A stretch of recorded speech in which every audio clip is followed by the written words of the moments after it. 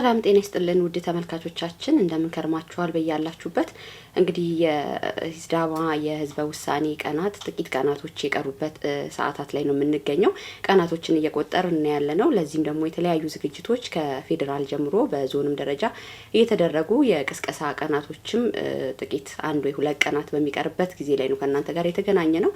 በዚህ ዙሪያ በዚህ በተለይ በህዝበ ውሳኔው ዝግጅት ዙሪያ በተለይ ከታሪካዊ ዳራው ጀምሮ መቼ ተጀመረ፣ ምንድነው ጥቅሙ፣ ፋይዳው እንዴት ነው፣ አሁንስ በዚህ በቀጣይ ሳምንታት በሚደረገው የምዝገባ የቅስቀሳ ጊዜያቶች ምንድነው መደረግ ያለበት የሚሉትን የተለያዩ እንግዶችን እየጋበዝን ወደ እናንተ ሰሞኑን መረጃ እያደረስን ቆይታ እናደርጋለን።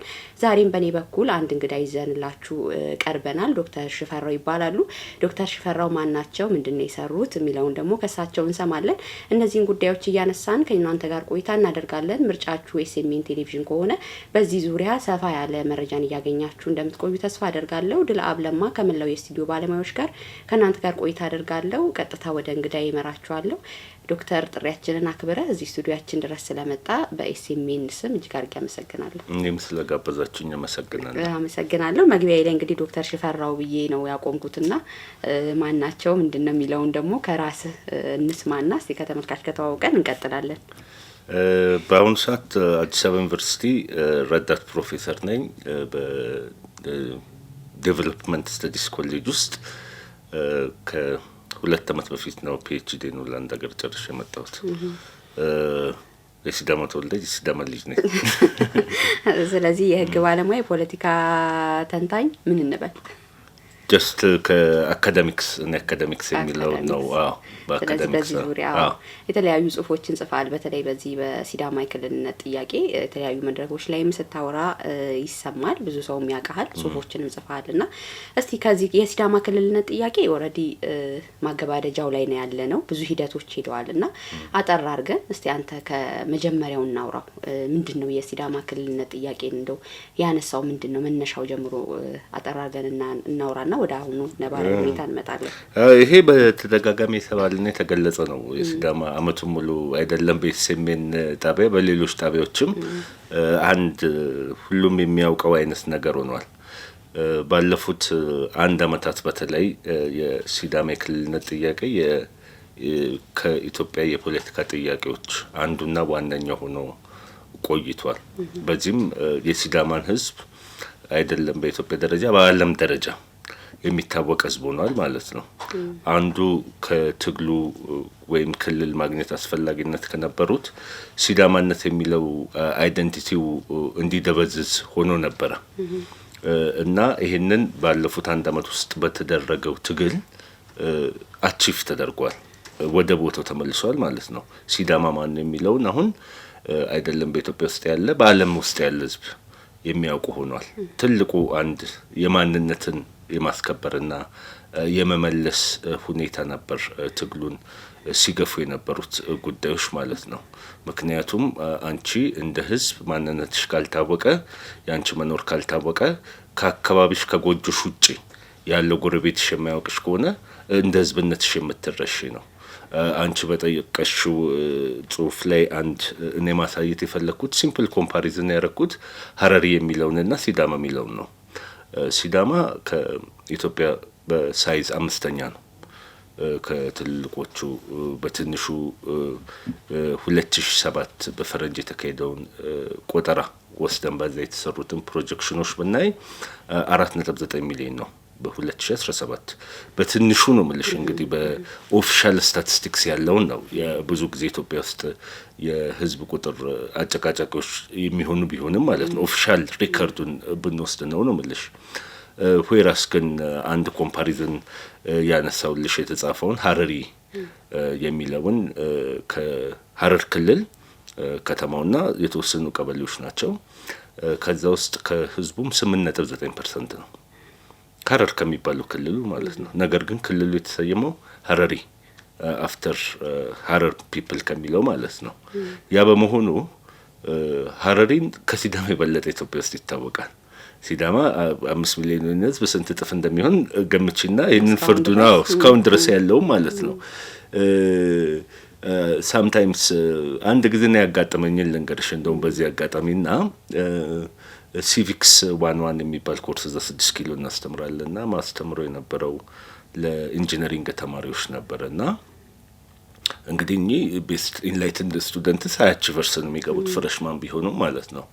አንድ ቶፒክ የማስተምረው የነበረው የፌዴሬሽን ምክር ቤት ነው እና የፌዴሬሽን ምክር ቤት በህገ መንግስቱ ምን ይመስላል፣ ዴሊጌሽኑ እንዴት ነው የሚሉትንና በእያንዳንዱ ብሔር ብሔረሰብ ፌዴሬሽን ምክር ቤት ይወከላል። ቀጥሎ 1 ሚሊዮን ተጨማሪ ህዝብ ያለው አንድ ተጨማሪ ተወካይ ይኖረዋል እና በ2007 በነበረው ሴንሰስ ከ1 ሚሊዮን ህዝብ በላይ ያላቸው ብሔሮች ኢትዮጵያ ውስጥ 10 ነበሩ ማለት ነው። ዘን ጻፍኩኝ ትልልቆቹን የሚታወቁትን ኦሮሞ፣ አማራ፣ ሶማሌ፣ ትግሬ ቀጥሉ አልኳቸው ማለት ነው። ቱ ማይ ሰርፕራይዝ ሲዳማን የሚለውን የሚያውቅ የለም። አንድ ልጅ ብቻ እንደምንም እጁን አወጣና ሐዋሳ አለኝ ሲዳማ ለማለት ከዛ እስከዚህ ድረስ ነው ወይ አይነት ነገር እና ጉራጌን እንኳን አያውቁምና በጣም ገረመኝ። ማለት ስልሽ አዲስ አበባ ውስጥም በሌላ ቦታ በቋንቋም ከሲዳምኛም እንደውም በበለጠ ወላይትኛ አሁን አዲስ አበባ ውስጥ ብትሄጂ አሁን ሲዳማ ልጆች ሲዳምኛ የሚናገሩት የምትዩ እንጂ የጉራጌ ወላይታ ሀዲያ አሁን ዋይድሊ ዲስትሪቢዩትድ የሆኑት ኢቭን በሽሮ ሜዳ ወር በሌላ ቦታ ያሉት ጋሞ የሚባለውም ያሉት ማለት ነው። ይህንን ነገር ምንድነው ያመጣው ስትይ ለካ ሁሉም ተጨፍልቆ አርቲፊሻል ኔም ተሰጥቶናልና እሱን እየደጋገምኩ ብዙ ጊዜ ስለተባለ ወደ ኋላ ልልሽም ማለት ነው። ሲዳማነት የሚለው ጠፍቶ በሌላ አይደንቲቲ ወደ መጠራት እየሄድን ነበርና ተብሎ መታጨቁ ምናልባት ስሙን ስለማልወደው ነው ግልጽ እናርገው እና በእንደዚህ ያለ የሲዳማነት መጥፋቱ ያ ሁሉንም የሚያስቆጭ ነው። አሁን የቅርብ ጊዜውን ሁኔታ ነው ማንሳልሽ ማለት ነው። በዚህ በ27 አመት የሆነውን ነው አሁን ይሄንን ዋና በርኒንግ ሹ በቅርብ ጊዜ ሆነው የወጣውን ስልሽ እንጂ የሲዳማነት የራስን በራስ የማስተዳደር ትግል ዛሬ ቆም አይደለም። አዲስ ስታንዳርድ የሚለው የእንግሊዘኛ መጽሔት ላይ ሁሉንም ሪቫይዝ ያደረኩባቸው ዶክመንቶች አሉ። እሱን ማንኛውም ሄዶ እንትን ማየትና ይችላል። የሲዳማ ህዝብ ትግል ከ1890ዎቹ በሚኒሊክ አስተዳደር ስር ከገባ ጀምሮ የነበሩትን አንድም ጊዜ ቆሞ ያውቁም። 130 አመት የሚባለው ምናልባት ከዛ ጊዜ ጀምሮ ነው 1890 አሁን ምንድነው 1890 የሚኒሊክ ኤክስፓንሽን የሚባለው ያው የሞደርን አሁን ያለናትን ኢትዮጵያ የተመሰረተችው በሚኒሊክ ወቅት ነው ማለት ነው። ታሪኩን ዝርዝር ውስጥ ባንገባ ጥሩ ነው። ማን ወጣው ሌላ እንትን ውስጥ እንዳንገባ በሚል ነው። ብዙ ስንጠይቅ የሲዳማ የክልልነት ጥያቄ 130 አመት ያስቆጠረ ነው። ከዛ ነው ከ1890 ነው አሁን ዴቲንጉ ቢኮዝ መጀመሪያ ራሱን በራሱ የሚያስተዳድር ህዝብ የነበረ በአንድ ጉልበት ባለው ሲሸነፍና ወደዛኛው ሲገባ ራሱ ማስተዳደር ሉዝ አረገ ማለት ነው። እንደ አንድ ህዝብ አይደለም እንደ ግለሰብ አሜን ብለሽ የምትቀበዩ አይሆንም ማለት ነው። ለረጅም ዘመን ዲስኦርጋናይዝድ በሆነ ወይ ነው ሄደው ላይክ ፕሮሚናንት የሆኑ ሰዎች አሉ በእያንዳንዱ ፒሪየድ። ለምሳሌ ከጣሊያን ፒሪየድ በፊት 1936 በፊት በፈረንጆቹ ነው ማለት ያው ታሪኮቻችን ተጻፉ ዳታ ያለው በፈረንጅ አቆጣጠር ስለሆነ ነው። ከ1936 በፊት በእያንዳንዱ ፒሪየድ የነበሩ ፕሮሚናንት ሲታገሉ የነበሩት ማን ናቸው የሚሉት አለ። በጣሊያን ጊዜ እንደውም እፎይታ ነበር ቢኮዝ መሬትሽ ለራስሽ ተመልሷል። አንዳንዱ ይሄን ብዬ ስጽፍ እንዴት እንደዚህ ስላለ ጣሊያን የተሻለ አገዛዝ ነበረ ወይ ብለሃል አይነት የሚሉት አይነት ነገር አነሱ ማለት ነው። አሁንም ብዙ ኮሜንት ባላረግ መሬትን በተመለከተ ጣሊያን መሬት አልወሰደም ከሲዳማ ላይ። ሲዳማ የተወሰደበትን መሬት በጣሊያን ጊዜ አግኝቷልና እፎይታ ነበር የተሻለ አይነት ነገር የነበረበት አለ። በኋላ ሬስቶሬሽን የሚባለው የኃይለ ሥላሴ 1941 ላይ ሲመጣ ተመልሶ ወደ ገባርነቱ ገባ ማለት ነው። ገባርነቱ ብዙ አስከፊ ነገሮች ነበሩት። እንዲሁ በሌላ ፕሮግራም በሰፊው አስፈላጊ ከሆነ እናወራለን እንጂ ብዙ አይነት ነገሮች ነበሩ ማለት ነው። ይሄ ሲንከባለል ሊቆይና አብዮቱ ይመጣል ማለት ነው 1966 በእኛ የአብዮቱ እንግዲህ ከተለያየ ቦታ ያሉት ትግሎች አንድ ላይ ያደረጉትና ለአንዴና ለመጨረሻ ጊዜ ይሄ በሰለሞናዊ ዳይናስቲ ወር የነገስታቱን ስርዓት ለአንዴና ለመጨረሻ ጊዜ ቀበረው ማለት ነው።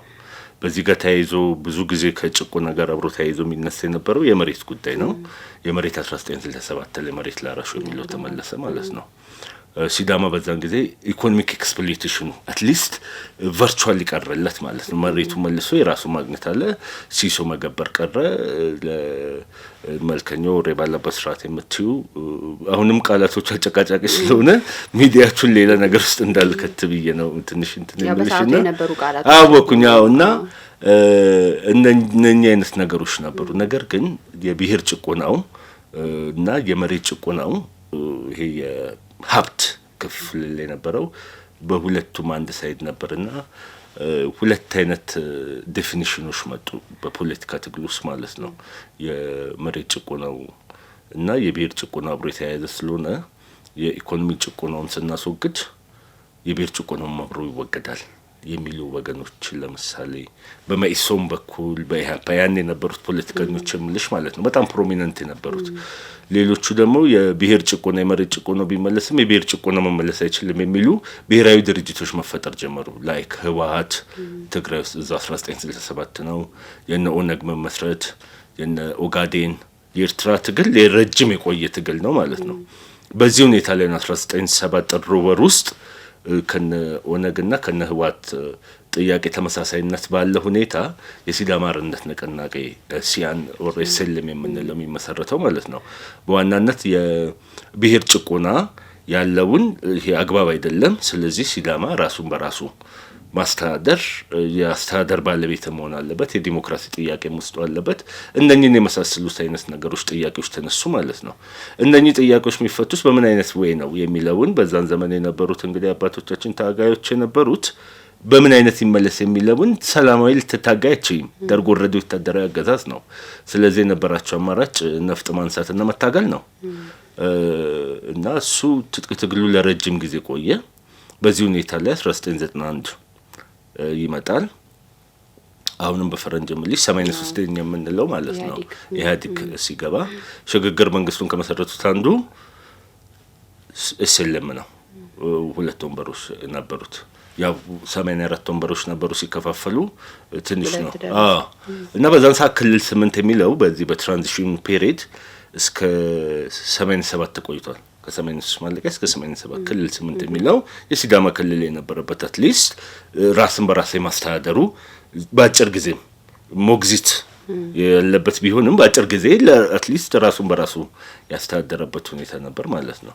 ከዛ በኋላ ያለውን እንግዲህ ደቡብ የሚለው ተመሰረተ። አብዛኛው ወጣት 75% የሚያውቀው ደቡብ በሚለው ላይፍ ውስጥ ነው የኖረው ነው መልሽና ከዛ በኋላ የነበሩት ትግሎች እንዲሁ በቀላሉ አልነበሩም። እንዲህ ፋስት ፎርዋርድ ላርግልሽና 94 የነበረውን የሎቄ ማሳከር ሁሉም የሚያውቀው ነው።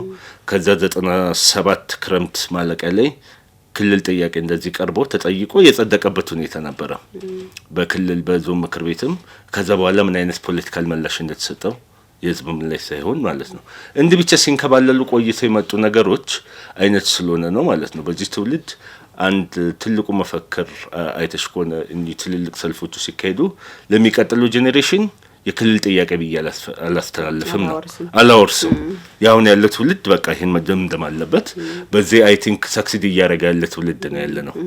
በዚህ ያለ ብዙዎቻችን አሁን 2011 የጀመረም የሚመስለን ያው አንቺ ብቻ አይደለም አንቺ ብቻ አይደለሽም። አንድ ትልቅ የገረመኝን ታሪክ ልንገርሽ። 97 ዓመተ ምህረት አንድ መከራከሪያ ነጥብ የነበረው ይሄ የቅንጅትና ኢህአዴግ የነበረው እውነተኛ ፌዴራሊዝም ላይ አይደለም ሲከራከሩ ቅንጅቶች ሽንጣቸውን ገትረው ሲዳማ ክልል መሆን አለበት ብለው ሲከራከሩ ነበር በዛን ጊዜ ማለት ነው።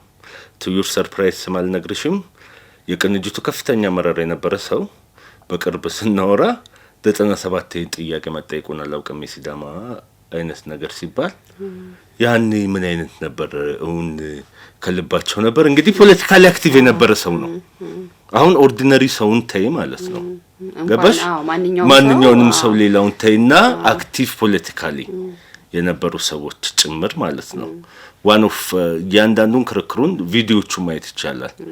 ያን የነበሩትም ማለት ነው እንደ መከራከሪያ የኢህአዴግ ፌዴራሊዝም በእውነት እየተተገበረ አይደለም የሚለውን አጌንስት ሆነው ሲከራከሩ የነበሩት ሁሌም ያነሱት የሲዳማና የወላይታን ጥያቄ ነበር ማለት ነው። ይሄን አላውቅም 97 ከምርጫው በኋላ የመጠየቁን ያለኝ ሰው አጋጥሞኛልና አንዳንዱ ዶክተር አብይ ስልጣን ከመጣ በኋላ እንደጠየቀ እንደውም ሲዳማ የለውጥ እንቅፋት ሁሉ ናችሁ የሚሉ አለ።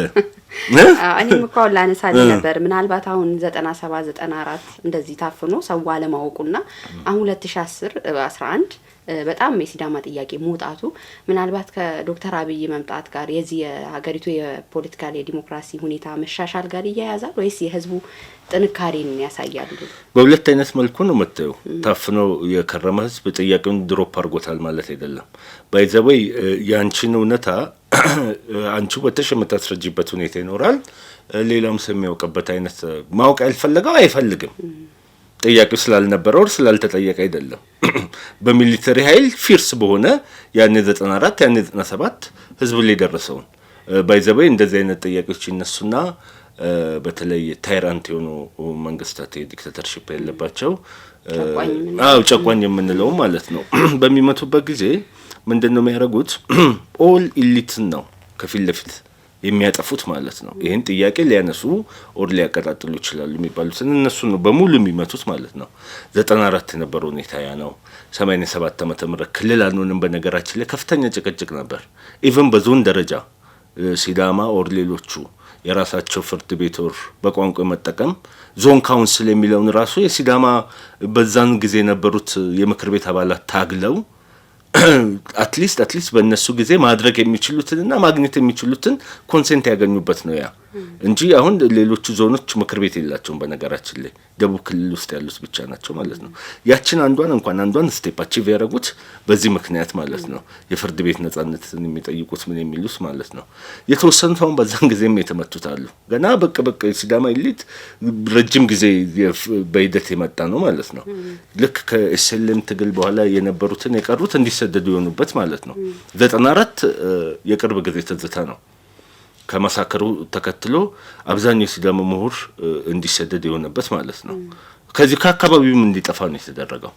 ቀጥሎ የ97ቱ ጥያቄ ነው የመጣው። ከ97ቱ ጥያቄ በኋላማ ኢቭን ሊደርሺፕ ቫኪዩም አሁን which we can see ገባሽ እንዳይወጡ ትግልና የመሪነትና እንትን ሊደርሺፕ እንትን ነው። ይሄ እንደ ላዳር ነው አንዱን መወጣጫ አንዱ እንደ ጄኔሬሽን እየተቀባበልሽው የምትሄጂው ነገር ነው። ማዕከል ላይ ብዙ እንትኖች ችርብራቧ ተነቅላ እንድትወጣ ተደርጓል። ከ97 እስከ 2000 ድረስ ያለው ምናምን ስታይ ማለት ነው። በእንደዚህ ያለበትና ምንድነው ሆን ተብሎ የተደረገ ሲስተማቲክ የሆነ ኢሊቱን ዝም የማድረግ አይነት ነገር ስለሆነ ዶርማንት ሆኖ እንዲቆይ ነው አብዛኛው ሆኖ ማለት ነው። ኦኬ መልካም። ፋይዳው ላይ እንምጣ። ፋይዳው ላይ ሁለት አይነት መከራከሪያዎች አሉ። አሁን ቅድም አንተም የማንነት ነው አንዱ ፋይዳ ብላን ስታል ግን ሰዎች ሲያወሩ ለምሳሌ ሲዳማ ክልል መሆን ምንድነው የተለየ ነገር የሚያመጣለት ለምንድነው? ይሄን ምልክ አሁን ለምሳሌ አዋሳን ያነሳሉ ወይም ሲዳማ ዞን ላይ ያሉ የስልጣን ቦታዎችን እነዚህ ኢኮኖሚካል ጥቅሞችን ኦሬዲ ጌን እያረገ ወይም እያገኘ ያለው ሲዳማ ነው እና አሁን አዲሽናል የክልል ጥያቄን ለምንድን ነው የሚያደርገው ምን አጥቶ ነው የሚሉ አይ ማንነት ነው ብሎ የሚከራከሩ ሁለት ወገኖች አሉና ላንተ የዚህ የክልልነት ፋይዳ በጣም ጥሩ አይና አንቺ የምትዩን እኔ ማንነት አንዱ ዳይሜንሽን ነው just a simple dimension ነው ማንነት የምልሽ ማለት ነው።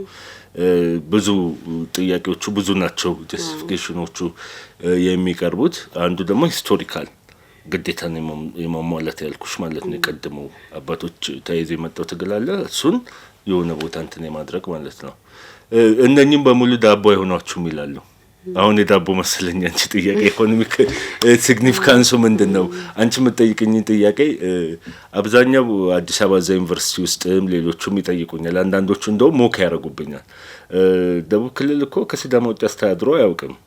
አዋሳንም የምታስተዳድሩት እናንተ ትልቁን ኬክ ትታችሁ ትንሽ የኬክ መብላት ነው የምትመኙት አይነት ነገር ይሉሻል። እና ምን ልልሽ ፈልጌ መሰለሽ ጥያቄዎቹ ይሄ አይደለም። ሲዳማ ኢኮኖሚካሊ ተጠቅሟል አልተጠቀመም እሱን በደንብ አብራራልሻለሁ። አንድ ሲምፕል ኤግዛምፕል ላምጣልሽና ደቡብ ክልል የምትዩ አለ። በዚህ በደቡብ ክልል ውስጥ የተለያዩ ኢኮኖሚክ ዴቨሎፕመንታቸው ዲፈረንት ደረጃ ላይ ያሉ አለ ማለት ነው። በኢትዮጵያ ኮንቴክስት አሁን ባለው ህገ መንግስት ፕላኒንግም ኦር ኤቭሪቲንግ ሶቨርኒቲ የምትዩ ሪጅን ሌቭል ላይ ነው ያለው። ይሄ ፐብሊክ ሉዓላዊነት ፐብሊክ ሶቨርኒቲ የምትዩ በሪጅን እንጂ በዞን ሌቭል አይደለም ማለት ነው። ላይክ የዴቨሎፕመንት ፕላኖችሽን ብታቅጂ ፕራዮሪታይዝ የምታደርጋቸውን በዚህ ጊዜ ይሄን አስቀድማለሁ፣ በዚህ ጊዜ ይሄን አደርጋለሁ እያልሽ እያንዳንዱን እቅድ የምታወጪው ማለት ነው። ነገር ግን ደቡብ ክልል ብዙ አይነት በልማትም የአርብቶ አደር አካባቢ ያለ ሁለቱም ሚክስ የሚያደርግ አለ፣ የካሽ ክሮፕ አለ የመሳሰሉት። ለእነኚህ ለሁሉም አንድ አይነት ፓኬጅ ልታወጫቸው የዴቨሎፕመንት ክልሉ በሲዳማ ክልልነት ዋን የሚጠየቀው ይህንን የፐብሊክ ሶቨርኒቲ የማግኘት አይነት ነገር ነው። የህዝቡን ሉዓላዊነት በምክር ቤትሽ ማንኛውንም ነገር የምትወስኙበትና በአንቺ አካባቢ ያለውን የምታስፈጽምበት ማለት ነው። ይሄን አንድ ሁሌ ከአማርቲያ ሰን የሚባል የኖቤል ተሸላሚ ያለው 2005 ላይ መሰለኝ የዓለም የኢኮኖሚክስ ኖቤል የተሸለመ ታዋቂ እንትን ነው። ልማት ወይም ዴቨሎፕመንትን ዲፋይንስ ያደረገው አሴ ፍሪደም ነው። ፍሪደም ቱ ቲንክ ኢንዲፔንደንትሊ ነው የማሰብ ነጻነት። አዎ ስለዚህ ያንን አቺቭ ታደርጊበታለሽ።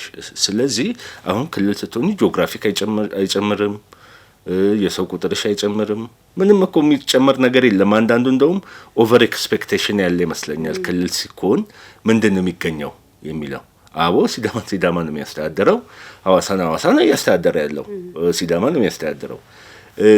እንደውም ለሲዳማ የደቡብ ክልል ፕሬዝዳንት የሆነው የሚያስተዳድርበት ጂኦግራፊው ያንሰዋል። በጂኦግራፊ ካየሽ ማለት ነው ትልቅ ሰፊውን ከሚያስተዳድር ትንሽዬ ነው የሚሆነው ማለት ነው። ዛቲስ ኖት የማስተዳደር ወይ የኢንዲቪጁዋልስ ነገር ሳይሆን ይህን የራስሽን ፐብሊክ ሶቨርኒቲና የማሰብ ነጻነት ማለት ነው። ክልሉ እንደ ሚንስ ነው ለምታስቢው ለምትፈልጊው ዴቨሎፕመንት ወይም ልማት ለማምጣት ለምትፈልጊው ነገር እንደ አንድ ሚንስ መንገድ እንደ አንድ መንገድ ነው የሚሆነው ማለት ነው። ይሄ አንደኛው እና ዋነኛው የሆኑ ነገሮች ማለት ነው። ኢኮኖሚካሊ ሲዳማ ያጣቸው ነገሮች አሉ። ደቡብ ክልል በመሆኑ ባጀት ሼሪንጉን አሁን እንውሰድ። በፌዴራል ደረጃ የሚከፋፈሉትም ማለት ነው። ፌዴራል ደረጃውን ያለውን እንቶ በዚህ በደቡብ ክልል ውስጥ ያሉትን ኢንዲኬተሮች ነው። አንደኛው ኢንዲኬተር ዲስታንስ ፍሮም ዘ ሴንተር የሚል ነው። ይሄ ቀመር ውስጥ የሚገባው ማለት ነው። ደቡብ ክልል ውስጥ ያለውን የበጀት ክፍፍል ነው ማለት ነው። ዲስታንስ ፍሮም ዘ ሴንተር የሚለው ከዋና ከተማው ምን ያህል ይርቃል ነው። ብዙ በራቅሽ ቁጥር ብዙ ይመደብልሻል። ሲዳማ ደግሞ ሐዋሳ እሱ ውስጥ ሴንተር ውስጥ ያለ ነው። ስለዚህ በዚህ ምክንያት በጣም ሉዝ ያደርጋል። ሁለተኛው ኢኮኖሚክ ዴቨሎፕመንት ሌቭል የሚባል አለ። ያደጉና ያላደጉ ሲዳማ ሪላቲቭሊ ከሌሎቹ የተሻለ እድገት አለው። በቡናውም ሙያሌ የሚሄደው መንገድ በሱ ነው የሚያልፈው። ብቻ ብዙ ነገሮች ማለት ነው። ስለዚህ ነምበር ኦፍ ስኩልስ፣ ሆስፒታልስ፣ ሄልዝ ሴንተርስ አይነት ነገር ሲወሰድ ሲዳማ ውስጥ ሪላቲቭሊ ጥሩ አለ ማለት ነው። ሌሎቹ ይላቸው ማህበራዊ አገልግሎት። ስለዚህ ከሲዳማ ሼር መምጣት የነበረበት ይቀንስና ወደ ሌሎቹ ፈሰስ ይደረጋል ማለት ነው። ኤግዛክት ፊገሩን በየአመቱ በእነኚህ በመቀመሮቹ ምክንያት የሚያጣውን ዳታውን ኤግዛክት ፊገሩ ባይኖረኝም ከግማሽ ቢሊየን ብር የሚጠቀው ወደ 500 ሚሊዮን ብር ነው። ይሄ ብር አሁን ወደ ሲዳማ መምጣት የሚችል ነበር ማለት ነው። ኦፍ ኮርስ እኛ ክልል ስንሆን ከፌደራሉ ይሰጠናል ወራ አይሰጠንም የሚለውን ለጊዜው እንተው። ቢኮዝ በራሳችን ሰልፍ ሬቬኒው ሲዳማን ብትጠቀሚ የራሱን ሰስቴን ማድረግ ኢኮኖሚካሊ ፖቴንሻል ያለው ሪጅን ነው። ራሱን በራሱ ገቢ ራሱን ማስተዳደር የሚችል ማለት ነው። እነኚህንም ኤግዛክትሊ መሰብሰባችን ቢኮዝ በዞን ደረጃ የሰበሰብሽው ወደ ክልል ገብቶ ከክልል ቋት ነው እንደገና ዲስትሪቢዩት የሚደረገው ማለት ነው። በዚህ ምክንያት ብዙ ነገር ነው ሉዝ የሚደረገው ማለት ነው። አንደኛው ይሄ ነው። ስለዚህ ከክልሉ ከላይ ብዙ ጊዜ ፕሬዝዳንት የሚሆነው የሲዳማ ሳይሆን እንጂ በክልል ውስጥ በቢሮዎቹም በሌሎቹም ምናምን ቦታዎች ስታይ የሲዳማ ሪፕሬዘንቴሽን በጣም አነስተኛ እየሆነብሽ ይሄዳል ማለት ነው። አንድ ሁለት ኤግዛምፕል ማሳያ ላምጣልሽ። የአዲስ አበባ አሁን ፌዴራል ገቨርንመንት ውስጥ አራቱ ድርጅቶች ነበሩ የሚወከሉት የአማራው፣ የኦሮሞው፣ የትግራይ እና ደቡብ እንደ አንድ ኤንቲቲ ሆኖ ገብቶ ማለት ነው። ዜርፎር ፓወር ሼሪንግ ሲመጣ በፌደራል ደረጃ ደግሞ ምን ያህል ሲዳማ ማርጂናላይዝድ እንደሚሆን ነው ማሳየሽ። አንድ ቀላል ኤግዛምፕል ልስጥሽ። የውጭ ሀገር ዲፕሎማቲክ ፖስቶችን የመሳሰሉትን አይነት ነገሮች ሲምፕል አሁን የፓወር ሼሪንግ ጉዳይ ነው ማነሳልሽ ማለት ነው። ፌዴራል ስትራክቸር ሲባል ህዝቦች አንድ ላይ ተፈቃቅደው የሚመሰርቱት ማለት ነው። ፓወርም ሼር ሴንተር ላይ የሚያደርጉት ኢንሞስት ኬዝስ በህዝብ ብዛታቸው ፕሮፖርሽናሊ ነው የሚሆነው ማለት ነው። ፕሮፖርሽናሊ አሁን በመታይበት ጊዜ ሲዳማ በትንሹ ኢትዮጵያ ውስጥ 5% ነው በቁጥር ማለት ነው። ከ100 ሚሊዮን ህዝብ 5 ሚሊዮን ህዝብ 5% ነው የሚሆነው ማለት ነው። 5% የሚኒመም ማግኘት አለበት። አሁን እንዲሁ ሎጂካሊ ስታስቢ ማለት ነው። አንድ ኤግዛክታውን ዳታውን ፊገሩን ባላስታውስም የውጭ ሀገር ዲፕሎማቲክ ፖስቶች አምባሳደር ወር ምናምን የምትዩ የውጭ ጉዳይ ሚኒስቴርን ብቻ ብትወስጂ ወደ 180 ፖስቶች አሉ። ስለዚህ 5% 180 ወደ 9 ፖስት ሚኒመም ሲዳማ ማግኘት አለበት ስታስቢ ማለት ነው። እስቲ አንቺ የምታውቁ የሲዳማ አምባሳደር ማን ነው? ዶክተር ማርቆስ እስኪመጡ ድረስ ማን ነው ያለው? ገባሽ?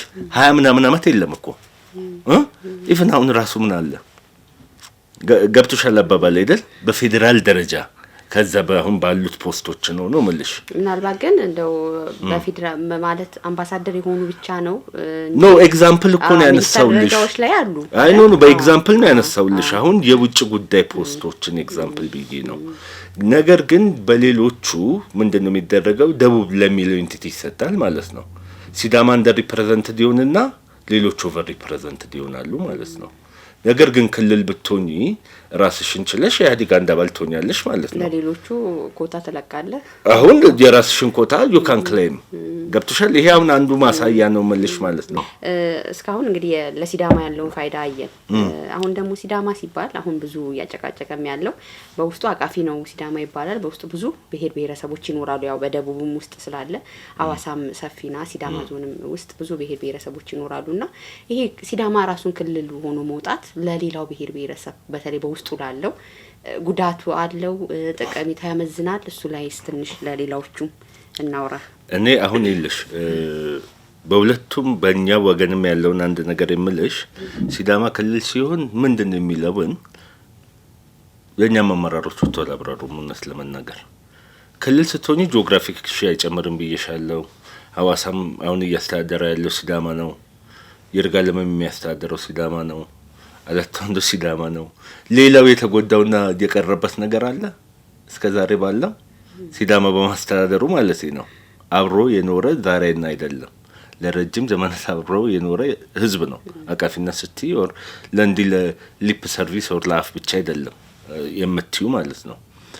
ለሌሎቹ ደግሞ ሲዳማ ክልል ሊሆኑ ሲባል ልክ በአንድ ቀን ሌላ ነገር የሚያደርግ አይነት ነገር አድርጎ በመጥፎ አይነት መንገድ የሚነግሯቸው ወገኖችም አሉ። በሁለት አይነት መልኩ ነው። አንድ ባለማወቅ የሚወሰድና ምን አይነት ነገር ልበልሽ የሚሸወድ አይደለሽም። የተሳሳተ ግንዛቤ ዴቨሎፕ እንዲያደርጉ በመጥፎ አይነት መልኩ የተመሩ አሉ። እነኚህን ሄደሽ እኛ ክልል ስንሆን ይሄ ነው ሲዳማ የሌላው አንድ ላይ ነው፣ ልማታችንም እድገታችንም አንድ ላይ ነው የሚለውን ስታስረጀው የሚመለስ ነው። አንዳንዱ ደግሞ የድሮ ቦታ የተቸከለ አለ። ህዝቦችን እኩልነት ማየት መስማት የማይፈልግ ግሩፕ በምንም ተአምር ማለት ነው ዳይ ሃርድ የሆነ ግሩፕ አለ። ያን ምንም ማድረጋችን ማይኖሪቲ ነው እርግጠኛ ነኝ። 5% ህዝቡን አይወክልም። ወር እንደዚህ ያለ ከሲዳማ ውጭ ያለውን የሚባለውን አስተሳሰብ የሚመልስ አይደለም። ሲዳማ በሲዳምኛን ቋንቋ ማየት ማይፈልግ አለ ብልሽ ታምኛለሽ? ለህዝብ ሊያስገርም ይችላል። ዛሬም ከ30 አመት በኋላ እንዲሚል ይኖራል እንደምትዩ ማለት ነው። ኢቭን ሲዳማን እየሰደቡ ሚዲያ ላይ የሚውሉ አዲስ አበባ ውስጥ ያሉ ሚዲያዎች በተለይ ጧት ማታ ማለት ነው በመጽሔቶቻቸው የሚያወጡ ጸያፍ የሆነ ነገር ማለት ነው። ምላሽ እንኳን ጽፈን ወስደን አትሙልን ስንል እንግዲህ በጋዜጠኝነት ግዴታቸውን አይደል ማየትና መስማት ሊፈልጉም አንቀበልም ይላሉ። ሚዲያውን ራሱ አጥበውብን ማለት ነው። የተወሰነ ሚዲያ እንኳን እኮ የሚዲያ አውትሌቱን እንኳን ከልክለውም ማለት ነው። እና ዲሞናይዝ የማድረግ ምክንያቱም ሲዳማ ክልል ሲሆን ሌሎችም የራሳቸው መብቶች እየጠየቀ ስለሚመጣ ሲዳማን እንደ ባድ ቦይ ድሮ ልክ ኤርትራ ላይ ባለ ስላሴ ጊዜ ኤርትራን ባድ ቦይ ነበር የምትባለው። የቤት ውስጥ አስቸጋሪ ልጅ ለሌሎቹ መጥፎ ትምህርት የሚሰጥ ማለት ነው። ኤርትራን መሄድ አላስቀሩም። እንደዚህ አድርገው ያን ሁሉ ፍለጣው ከተተው ቆረጠው ብለው የኤርትራ መሄድ አላስቀሩም። የፈለገ አይነት ሲዳማ ላይ ያን ሁሉ ውርጅብኝ አውርደው ሲዳማን ክልል መሆን አላስቀሩም። ወደ እውነታው መምጣት የማይፈልጉ እውነታው የማይዋጥላቸው ወገኖች በጣም ብዙ አሉ። እነኚህን ምንም አርገሻችን ነገር ግን አብዛኛው በእነኚህ ውዥንብር የሚወናበት ኦር ለጊዜው ምን ይሆን ወይ አንቺ ወጥተሽ የራስሽን እውነታ ባለማስረዳትሽ ነገር ግን ያንቺን እውነታ ስትነግሪው እኔ ይሄንን የፈለኩት ለዚህ ጉዳይ ነው ብለሽ ስትነግሪው ልክ ነው ወይ አንቺን ያውቅሻል፣ አብሮሽ እየኖረ ነው፣ ተጋምዷል፣ ተዋልዷል፣ ተጋብቷል። በድሩም በምኑ በቸርቹም በሁሉም የሚገናኝ ህዝብና ህብረተሰብ ነው። እስከዚህ ድረስ ሲዳማን ያውቋል እኮ ክፉ አድርገው ሊስሉለት የፈለጉት እንደነኛ አይነቶች ያሉት ውዥንብር የሚፈጥሩትን በቀላሉ ማጥራት ትችላለሽ ማለት ነው አንቺ ልጅ ስታስረጂው። በሌላ አይነት በኩል ደግሞ በዚሁ በኩል ደግሞ አሁንም በጣም ጥቂት የሆኑ ግሩፖች ልክ ከሰማይ ሰማያት መና የሚወርድ አርጎም ይጠብቃል ክልል ሲኮም ማለት ነው። ሲዳማ ክልል ስለሆነ በአንድ ቀን መና ከሰማይ የሚዘንብ አይነት ነገር አርጎ የሚጠብቅ ወገን ደግሞ አለ። እንደ ሞር ስራ ሰርተሽ ለአዲሱ ክልልሽ አስተዋጽኦ አርገሽ ለልማትሽ አብረሽ የምትጠቀሚበት መትጅበት እንጂ በተለየ ነገር የሚመጣ አርጎ የሚጠብቅም የሚኖር በሁለቱም እንደኛው በዚህ በስታቲስቲክስ አካዳሚክስ ውስጥ አውትላየርስ የምንላቸው መልሽ ማለት ነው። አብዛኛው ማከለ ያለው ግን ክልሉ ለምን እንደሚያስፈልግ አብሮነት እንዴት ማደግ እንደሚያስፈልግ አይነት ነገር እያረገ የሚሄድ አይነት ነገር ስላለ በዛ አይነት መልኩ ነው እንደማየው ማንንም ለመጉዳት ማንንም የተለየ ተጠቃሚ ለማድረግ ሳይሆን ሁሉም ሲዳማ ውስጥ የሚኖረው ሲዳማ ሌላው ባህል እንደማይፈቀድም ሌላ ብሎ መጥራት እንደማግለል እንዳይሆንና በእንደዚህ አይነት መልኩ ሁሉም ተጠቃሚ ሆኖ የሚሄድበት ካደግንም አብረን ነው፣ ውድቀትም ካጋጠመን አብረን ነው። አንድ መርከብ ላይ ይሄርሽ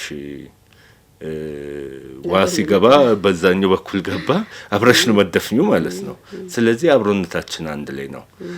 ሌሎቹ አንዳንድ ትልልቅ ኢንስቲትዩሽንስ የማይሆን ነገርም ሲጠይቁ አንዳንዴ ደስ የማይልሽ ደሞም ሲዳማ እኮ ከኢትዮጵያ ተነጥሎ አልወጣም።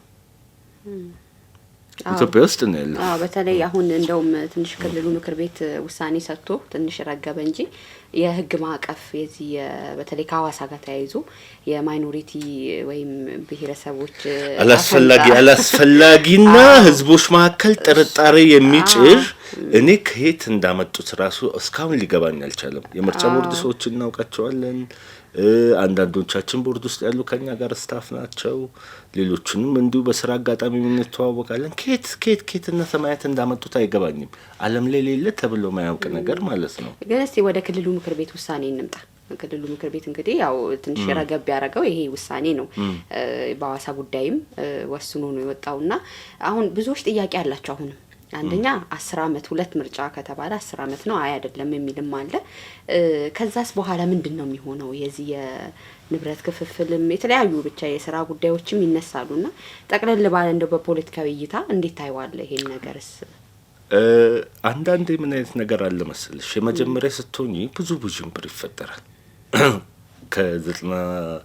ከ87 ህገ መንግስቱ ከወጣ በኋላ ባለፉት 27 አመታት ከሲዳማ ውጪ ክልል የሆነ የለም። ሲዳማ የመጀመሪያው ነው። በክልል ደረጃ ነው እንጂ ህዝበ ውሳኔ አዲስ አይደለም ማለት። ህዝበ ውሳኔ የማንነት ህዝበ ውሳኔ ነው የተካሄደው። ላይክ የስልጤ ጉራጌ ነበር ድሮ የሚባለው፣ ጉራጌ አይደለንም ሲሉ ህዝበ ውሳኔ የተካሄደበት አለ። የማንነት ነው። ክልል እንሁን ሲባል ማለት ነው። ይሄ ያስተዳደር ሲዳማ የመጀመሪያው ነው። ስለዚህ የመጀመሪያው ሁልጊዜ ብዙ አይነት ነገሮች ያመጣል። አንዳንዴ ግርም ከሚሉኝ ነገሮች የሌሎች ሀገሮች እንዴት ነው ምናምን ብዙ ለማየት ሞክረናል ነው ምልሽ። አንድ ሁለት ኤግዛምፕል ላንሳልሽ። የኛ ህገ መንግስት ክልል ብሔር ብሔረሰቦች አንቀጽ 47 በማንኛውም ሰዓት እንዴት ክልል እንደሚሆኑ ይጠቅሳል።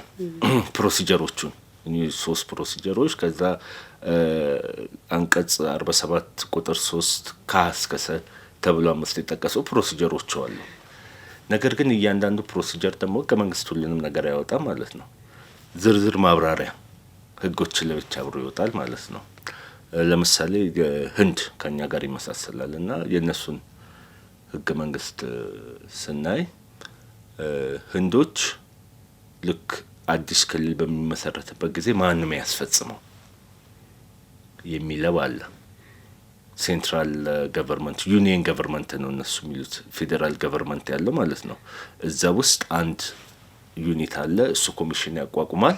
ማንኛውንም ነገር ሃንድል የሚያደርጉበት ዝርዝር ፕሮሲጀሮች አሉት።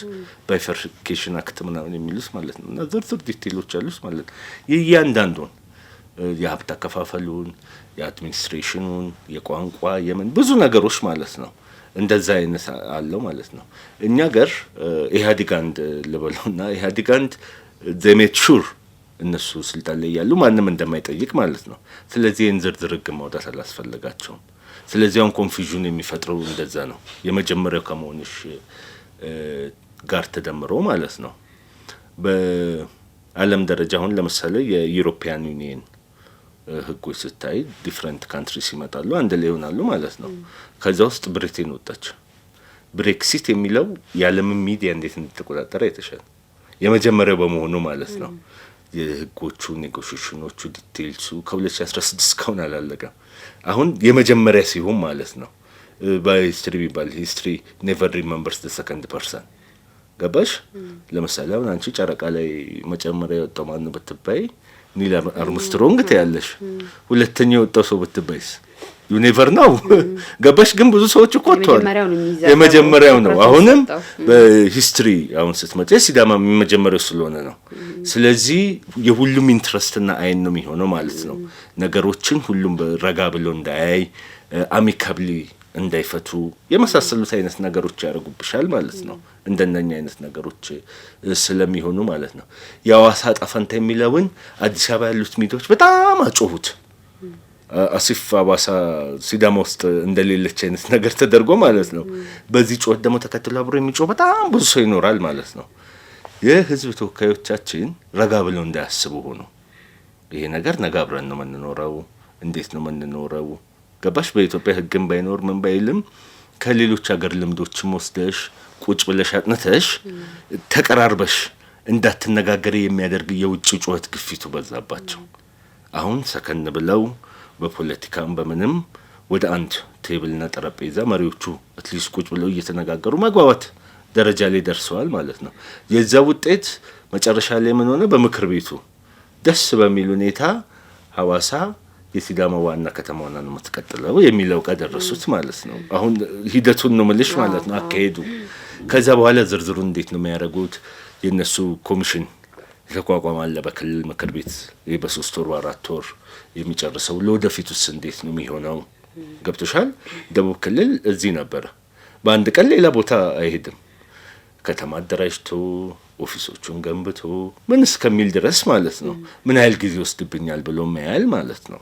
የራሱ የሚሄዱት ማለት ነው።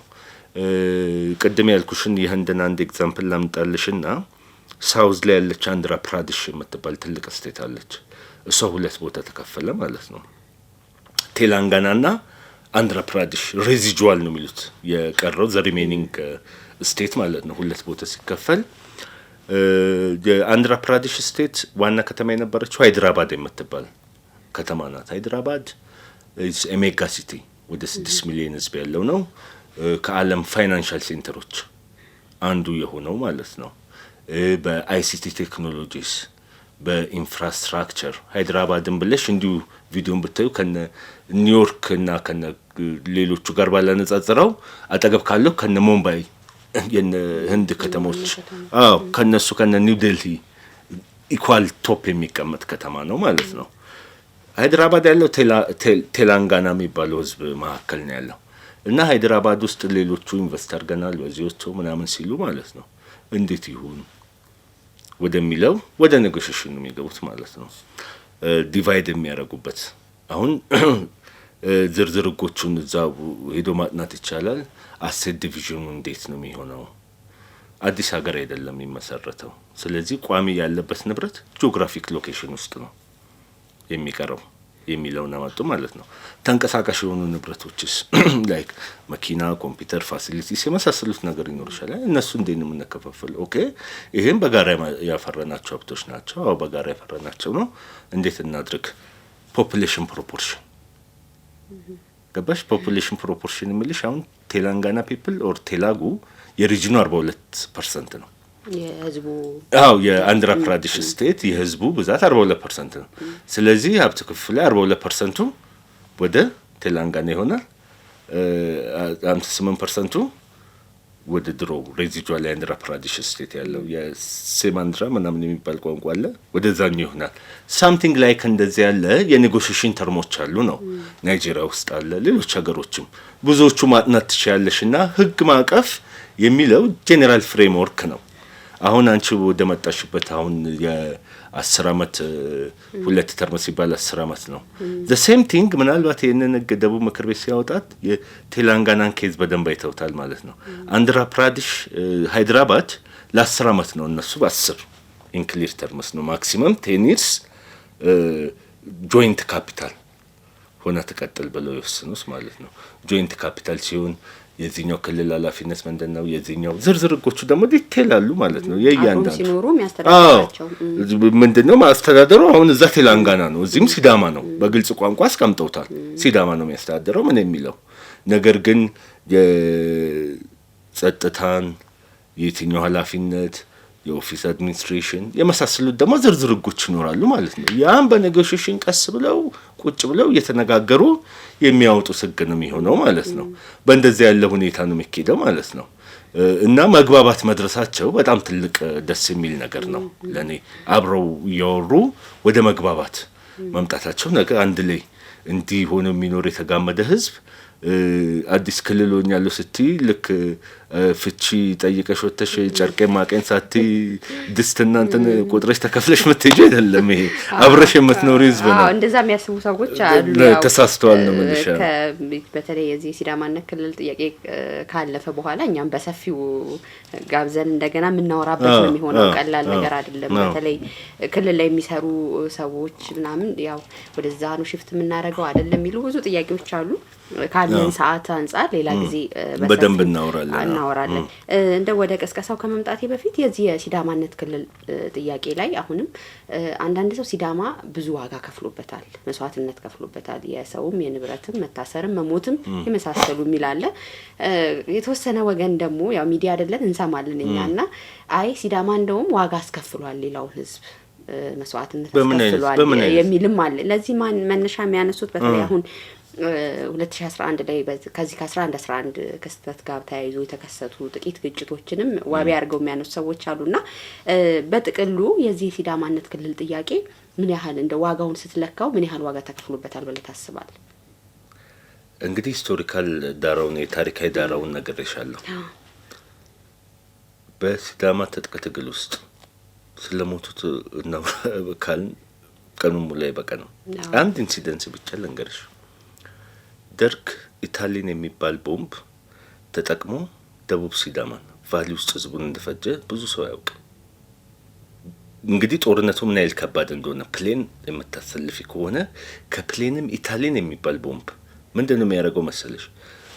ፍሪደም ፋይተሮቹ ቫሊ ውስጥ ነው ያሉት።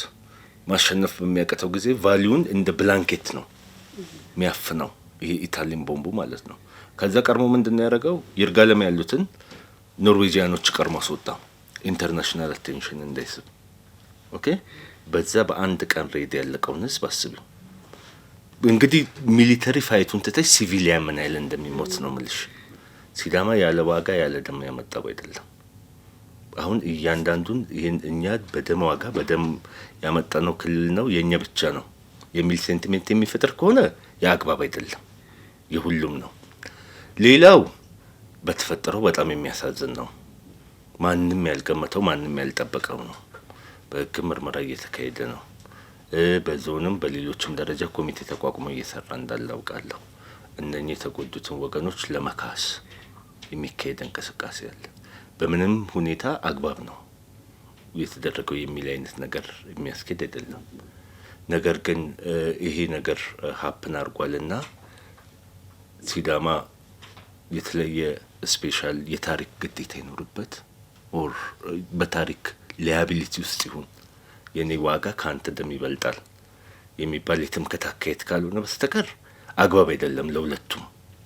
ሲዳማውም በደሜ በነጻነት ያመጣሁት ነው፣ ስለዚህ የኔ ዋጋ ብቻ ነው አይደለም። ክልል ሲባል እስከዛሬ ያለፈንበትም ምዕራፍ መጥተናል። ይሄ አንደኛው ቻፕተር ነው። ገና 9 ወር 10 ምዕራፍ ሊኖሩ ይችላል አንድ መጽሐፍ። ገና ቻፕተር 1 እንጨርስ ነው። ቻፕተር 2 ቻፕተር 3 ነገ ፊውቸራችን አብሮ ነው። አብረን የምንሄድበት አብረን የምናድግበት እሱን እየተለምን እንሂድ። በታሪክ ወደ ኋላ እየታሰርን አንተ እንዲያርጋል አንቺ እንዲያርገሻል አይነት ነገር ከመጣ መጥፎ አይነት ነገር ውስጥ ነው መንገባው። ወደ ኋላ ከ66 በፊት ያሉትን ውስጥ እኮ ልንሄድ እኮ ነዋ። እንዲህ ከተባለ ለምሳሌ የጤዛ ግብር የሚባል እንዳለ ታውቂያለሽ? ሰምተሽ አታውቂም?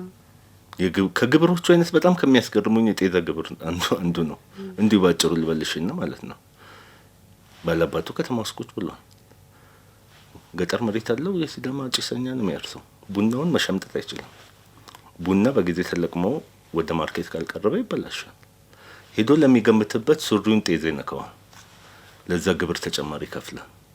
በጊዜና እናገብርልኝ። አሁን እንደነኛ ያሉ ነገሮችን አናንሳ። ሌትስ ፓስ ቢ ፓስት አይነት ነገር ተብሎ በቃ የደረቁትን ይቅር አይነካካ። ወደፊት ይበቃ። ፊውቸራችንን አብረን የሚኖረንን ፊውቸር እናስብ።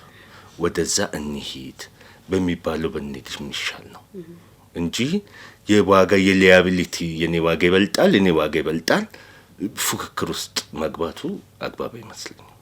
መልካም እንቀጥላለን። ትንሽ እረፍት እንውሰድና ስንመለስ አሁን ደግሞ ቅስቀሳ ወቅት ላይ ነው ያለነውና ከዛ ጋርም ደግሞ እንጨዋወታለን። ተመልካቾቻችን በመከታተል ላይ የምትገኙት እንግዲህ የእንግዳ ጋብዘን በዚህ በሲዳማ የክልልነት ጥያቄ ዙሪያ አጠቃላይ እድምታው ምን ይመስላል፣ አሁን የደረሰበት ሂደት ምን ይመስላል የሚለውን እየተጨዋወትን እንገኛለን ከዶክተር ሽፈራው ጋር።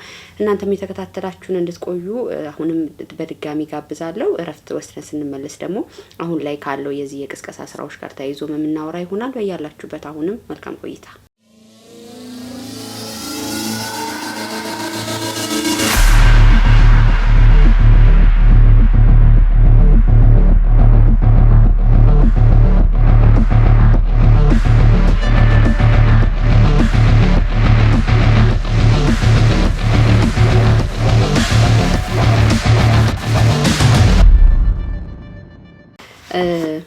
አሁን እንግዲህ ያው ሲዳማ ክልልነት ጥያቄ ብዙ ሂደቶችን ተጉዞ አሁን ጥቂት ቀናቶች ህዝበ ውሳኔው ሊጣል ደርሶ ነው ያለውና የቅስቀሳ ቀናቶች ደግሞ አሉ ከፊታችን። እሱ ላይ ምልክታችንን ያው ሻፊታ ሳለብስ መጣሁኝ። እንደ ከሻፊታ እንነሳስ። ሻፊታ ሲባል አንተ ምን ትርጉም ይሰጣል? ሻፊታ ብረት ነው ትገልጸዋለህ? ሻፊታ ብረት ነው። በደንብ ይህንን የመረጡትን ጥሩ ምልክት ነው። ሻፊታ ክብር ነው። በኦርዲነሪ ዴይስ የሚቀርብ አይደለም። የባህልም ሲሆን ለትልልቅ ግብዣዎች የሚሆኑት ማለት ነው። ስትቆርሽ ራሱ እጅሽን እንትን ስታደርጊ አንድ ላይ ነው፣ በህብረት ነው። ሁሉም ይዘረጋል። ሁሉም አንድ ላይ ነው የሚዘረጋው። ስለዚህ የአንድነታችንን የሁሉንም ገባሽ አንድነት የሚያጠናክርና የሚያሳይ ነው ማለት ነው። ዜርፎር ሻፊታ ጥሩ ቾዝ ነው ለኔ። መልካም እንግዲህ አሁን ላይ ያው ቅስቀሳ ሳምንት እንዳልኩ ከፊታችን አለና ሁሉም አካላት ቅስቀሳ ማድረግ ይችላሉ የሚለው ነገር ትንሽ በተለይ አሁን ህዝባችን ላይ ኮንፊውዥን እየፈጠረ ያለ ይመስለኛል። በተለይ የፖለቲካ ፓርቲዎች ገብተው ቅስቀሳ ያደርጋሉ። ሲዳማ ዞን ላይም የተለያዩ ቅስቀሳዎችን ይሰራሉ። ሲዳማም ደግሞ ሻፊታ እንዲመረጥ ቅስቀሳ ይሰራል የሚሉ ነገሮች ትንሽ ውዝግብ እየፈጠሩ ነውና ቅስቀሳውን እንዴት አየኸው? ቅስቀሳ የሚባለው ነገር ደግሞ አያስፈልግምም። ምን ሲዳማ የራሱን ክልል እንደሚፈልግ ኦቤስ ሊታወቃል የሚሉ ወገኖች አሉና እስቲ እዚህ ላይ አንተን አስተያየት እንምልሽ። ፈተና ደርሶ ማለት ነው አመት ሙሉ ኮርስ ትወስጃለሽ፣ ከዛ ፋይናል ፈተና ትፈተኛለሽ። ስለዚህ አመት ሙሉ አላጠናሽም ማለት ነው እንዴ? ለፈተናው ገብቶሻል። አመት ሙሉ እኮ ቀስቀሳ ነበር እኮ። ሲዳማ ላይ ያልተባለ ነገር አለ እንዴ? ያልተባለ ያልተወረወረ ነገር አለ እንዴ? ለምን እንደ አዲስ ቅስቀሳ ሌላ ነገር እንደሚመጣ አድርገን እናስባለን ነው የምልሽ። እንዲሁ ነገሩን ነው የምልሽ ማለት ነው። ሲዳማም ክልሉን ሲል ድምፁን ያላሰማበት ቀን አለ እንዴ? በሰልፍም ይሁን በምንም ይሁን ከሀስከፐ ህዝቡ ተነቃንቆ እና ከዚህ በተለያዩም በቀረበው ጊዜ ከዴይ ዋን እስካሁን ድረስ ቅስቀሳ ሳይካሄድ ያለፈበት ቀን አለ እንዴ? ክልል ያስፈልገናል። አሁን ቦርድ አሁን አይ ወደሱ ጋር እኮ ያው እሱ ለምን ኮንፊውዥን ይፈጥራል ነው ለኔ። ክልልን ስንል እኛም ቀስቅሰናል፣ ክልል መሆን አይገባቸው ሲሉ ደግሞ ሌሎቹ ቀስቅሰዋል። በእኛ በተቃራኒ ቆመዋል። በተለይ በኢንተርናሽናል ሚዲያ ጭምር ማለት ነው። መጨረሻማ የሁሉንም አውትሌት አጥተው ማለት ነው። አዲስ አበባ ውስጥ ያሉት ፕሪንት አውት ሚዲያ በዩ ይሄ የብሮድካስት ሚዲያው በዩ ኤፍኤሞቹ ላይ በቃ እንደው በየቦታው እየሄዱ ምላሽ መስጠት ሁሉ እስኪሰለቸንና የትኛውን መልሰን የትኛውን እንተው እስክንል ድረስ ማለት ነው። አጌንስት በፖለቲሻኖቹ በሁሉም ሲዳማ የነበረው it was a battle ground። ሌሎቹ ደግሞ በእኛ ሳይድ ሆኖ ደግሞ ሲዳማ ብቻውንም አልቀረም። በእኛ ሳይድ ሆኖ ደግሞ ለኛ የሚያግዘው በተለይ ሲዳማ ክልል ሲሆን ፌዴራሊስት ኃይሉን ፌዴራሊዝሙን ያጠናክራል የሚለው እኛን ሳፖርት ሲያደርግ ነበር። ሲዳማ ክልል ከሆነ ልናጠፋው የምንፈልገውን ፌዴራሊዝም እንቅፋት ይሆንብናል የሚሉት ኃይሎች ደግሞ የሌለ ነገራቸውን በሮሮውበታል። ስለዚህ ያልተካሄደና አዲስ የሆነ ነገር የለም። አሁን የሚሆነው ምንድነው ነው? ምርጫ ቦርድ የድርጊት መርሃ ግብሮቹን አውጥቷል። በተቻለ መጠን እያንዳንዱ ነገር የራሱ አካሄድ ፕሮሲጀር አለው። የምርጫ ቦርድ አሰራር ሂደቶች አሉት። ምንድነው ማንኛውም ውሳኔ የሚካሄደው ሬፈረንደም የሚለውም ከምርጫ አይነቶች አንዱ ነው። ስለዚህ መራጩ ህዝብ ኢንፎርምድ ዲሲሽን ነው የሚባለው በእንግሊዘኛው፣ አውቆ ተገንዝቦ የሚወስነው ውሳኔ። ለዛ የሚሟሉ ፎርማሊቲዎች ይኖራሉ ማለት ነው። አንደኛው ቅስቀሳ የምትዩ ማለት ነው። ቬሪ ፊው ዴይስ ነው ኢስኖት። አሁን አንዳንዶቹ እንደሚከራከሩት ቀኑ አነሳ ጊዜው አነሳ ነው 5 ቀን ነው የሚሰጠው። 2 ቀን ነው የማውቀው። ኦኬ ከ25 ከ30 ቅስቀሳው እኮ ሲባል እኮ እንትን ላይ ተሽኮ አይደለም እኮ። አሁን ሰው ኮንፊውዥንም የሚሆነው አንዳንዶቹ ማንኛውም መጥቶ ቀስቅስ ምን ችግር አለው? እኔ አንደኛው ቀስቅሶ ሲሄድ ጎጆ መረጡ ሲል እኔ ደግሞ ሄድና ሻፌታይ መረጡ ብዬ እቀሰቅሳለሁ እኮ። ኢትስ ኖት ፕሮብሌም። ምንድነው አንዳንዶቹ አሁን እኔ ምንድነው ያዋራቸው ልጆች የሚፈሩት ቅስቀሳ ውስጥ በሚገባበት ታይም ሁለት ወገን ቢጣላና ኮንፍሊክት ቢፈጠር ሬፈረንደሙን አትስቴክ ያደረገብንም ወይ ነው። ከጸጥታ ስጋት እንጂ ሌላው መጥቶ ይቀስቀስ አይደለም። አሁን አንቺ የምትዩ ማንኛውም መጥቶ መብቱ ነው። ደዴን አሁን ክልል የሚያስተዳድረው ፓርቲ ነው አይደል? ዋናው ስቴክ ሆልደር እሱ ነው። ጎጆ ይመረጡ ብሎ ያቀረበው እሱ ነው። ከኔ ጋር ብትሆን ይሻላል ብሎ ማለት ነው። ደዴን እንደፈለገ መቀስቀስ መብቱ ነው። ገብቶሻል? የሲዳማም ወገን እሲለም አለ ለምሳሌ ክልልን ነው የሚል ማለት ነው። እነሱም ሌሎችም ፓርቲዎች አሉት ማለት ነው። ይቀሰቅሳሉ ማለት ነው። ሻፌታ መረጡ ብለው መብታቸው ነው ማለት ነው። ምንድነው ከሌላው ከምርጫ ይሄ አክቹአል ምርጫ አይደለም የሚል ኮንሰፕሽን ያላቸዋልና ሜቢ ወደ ግራውንድ ሲወረድ ሁለቱ ወገኖች ኮንፍሊክት ቢፈጥሩስ ነው። አዎ ያንዳንዱ እንደውም የህዝብና የፓርቲ ያረጋዋል። ህዝበ ውሳኔው የህዝብ ነው። ነው ሬፈረንደም እኮ ከምርጫ አይነት እኮ አንዱ ነው። ከምርጫ አይነት እኮ አንዱ ነው። ኢንቴንቱንና ሀሳቡን ነገርኩሽ።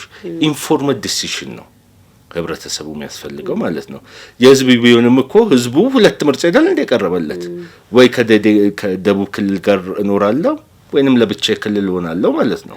የሲዳማ ህዝብ ከሁለቱ የትኛው ይሻለኛል የሚለውን የመምረጥ መብቱ ፍሪሊ ነው መጥቶ ያለበት ማለት ነው። ለዚህ በሁለቱ የትኛው ነው የሚጠቅመኝ የሚለውን ሁለቱም ወገን ሀሳባቸውን ያቀርባሉ ማለት ነው። በነገራችን ላይ ይሄን ማድረግ ዲሞክራሲያዊ ሂደቱን ያሰፋዋል። ለኛ ጥሩ ነው መልሽ በመም በይ በሁለት አይነት መልኩ ሬፈረንደም የተካሄደባቸውን ሁለት ኬዞች እንውሰድ። ለምሳሌ ኤርትራ በጦርነት አሸንፋ ኮንክሉድ አድርጋለች። የኢትዮጵያ ሰራዊት ለቆቷል። ኤርትራ ሽግግር መንግስት መስርቷል የራሱ 91 ላይ በጦርነት በደም ዋጋ ያገኙት ነው።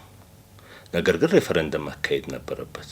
የኤርትራ ህዝብ ውሳኔውን የሚወስንበት ሀገር መሆን ፈልጋለሁ ከኢትዮጵያ ጋር መሆን ፈልጋለሁ የተለያዩ የሚሉትም ማለት ነው። ኤርትራውያን በታሪክ የሚያስጠይቃቸው ለስህተቶች ሰሩ። አንድ የምርጫ ምልክቱ ባርነት ወይንም ነጻነት የሚለው መቼም ማንም አይኑ የባርነት የሚለውን ቃሉንም አይመርጥም። ገብተሻል? አሁን ምንም አፌክት እኮ ያደረገው ውጤቱ ኦልሬዲ ነው እኮ አሁን የፎርማሊቲ ጉዳይ ነው ምልሽ ማለት ነው። ሁለተኛ የአንድነት ከኢትዮጵያ ጋር መሆን ይሻላቸዋል የሚል ወገን ሄዶ አልቀሰቀሰም።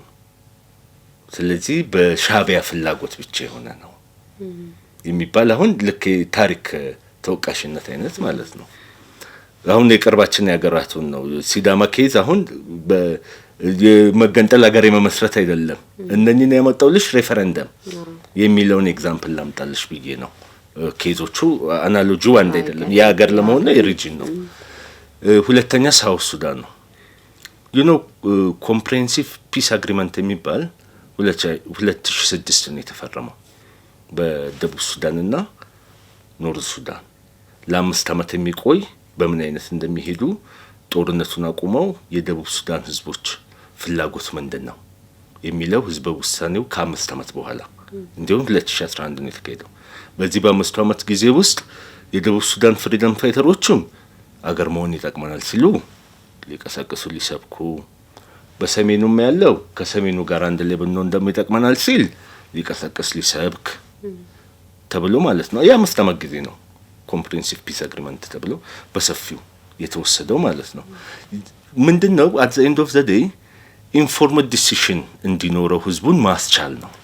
በእኛ ሀገር አሁን ምርጫ ቦርድ እንደዚህ ሌክዠሪስ ታይም ኖሮትም ከዚህ ብሎ የሚሄድበት የለውም። ስኬጁሉ ቬሪ ታይት ነው ያለው ማለት ነው። ስለዚህ ምንድነው የሚያደርጉት ፓርቲዎችም ኤንጂኦዎችም በዚህ ጉዳይ ያገባናል የምትሉ ነውና ተመስገቡና ቀስቀሳቸው ምንድነው የ2 ቀን የቴሌቪዥን ሴሽን ነው የሚሆነው ለ2 ሰዓት ቢበዛ ማክሲመም ማለት ነው 1 ተኩል ወር እስከ 2 ሰዓት ማለት ነው። በሜን ቴሌቪዥኖቹ ላይ ይቀርባሉ። ክርክርም ወር ቅስቀሳም አይደለም። ለኔ በእንግሊዘኛው ዴሊብሬሽን ነው የሚባለው ማድረስ ማለት ነው። አዎ የሲዳማ ተወካዮች ክልል ስንሆን ይሄ ነው የሚጠቅመን ይሄ ነው ብለው ሀሳባቸውን ያቀርባሉ ማለት ነው። ሌሎቹ ደግሞ ስቴክ አለን የሚሉት ደግሞ የሚመጡት ክልል ባትሆኑ ከደቡብ ጋር ብትቀጥሉ በዚህ ይጠቅማቸዋል ይሉሻል ማለት ነው። ከዛ በኋላ ህዳር 10 ሲደርስ ህዝቡ የሚፈልገውን ውሳኔውን ካርዱን በይጥላልና በካርዱን ድምጹን በማሰማት ውሳኔውን ይወስናል ማለት ነው። ዲስ ኢዝ አሁን ኢንፎርምድ ዲሲሽን ነው። አንደኛው ፕሪኮንዲሽን ተሟልቷል ወይ ነው። በቴሌቪዥን እኛም እየቀረብን ስንከራከር እኮ ነበር አይደል እንዴ? አሁን ምን አዲስ ነገር አለ ማለት ነው? በቴሌቪዥን ፕሮግራም ተሰርቶ ሲዳማ ክልል መሆን የለበትም ተብሎ ሲባል አመት ሙሉ ነው የተከረመው። አሁን ያሰቡዬ ሐሳቤን አልገለጽኩም ከሚል ነገር መጥቶ ሐሳቡን ቢገልጽ ምንድነው ችግሩ ነው? የሲዳማን እውነታን ይቀይረዋል ወይ ነው? ግራውንድ ሪያሊቲን የሚቀይርበት ነገር አለ ወይ ነው? ገብተሻል? ስለዚህ የእያንዳንዱ በሲዳማ በዞንም አንቶካ ይኖራል።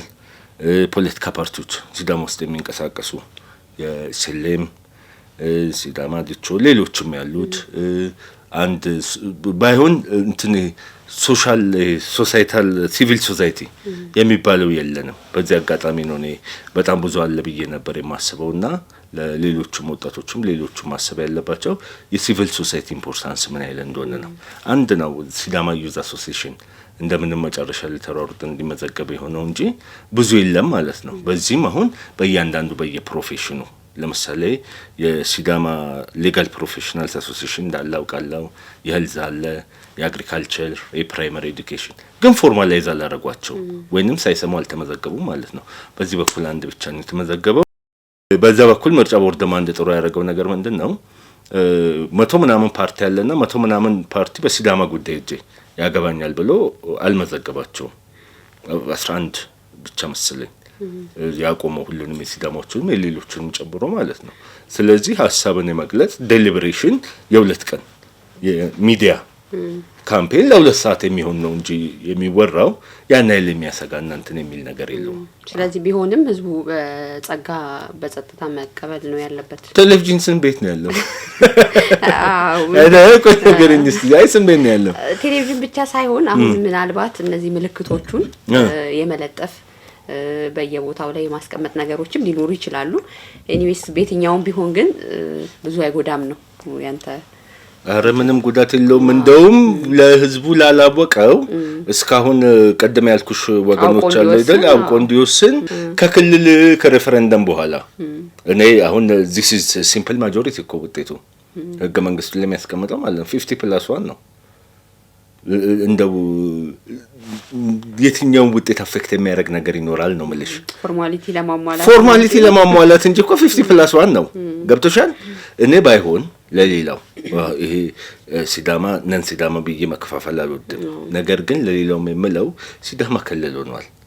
ክልል ስለሆነ ለወደፊቱ ኑሯችንን እንደ ጉድ ጌስቸርም እንደ አንድ አብሮ እንደሚኖር ህዝብም ከሲዳማ ጋር አጋርነት ማሳየት ሻፌታ መረጡ እና ሻፌታን ቢመርጡ because this is inevitable የሆነ ነገር ለማሟያ ነው የሚደረገው እንጂ ግራውንድ ላይ የሚቀየር ነገር ስለሌለ ለኔ ሁሉም መርጦ ህዝቦች አብረን ነው የምንኖረው ጦርነቱን ከማሳየት በስተቀር እንትን የሚል አይነት ነገር የለም ማለት ነው።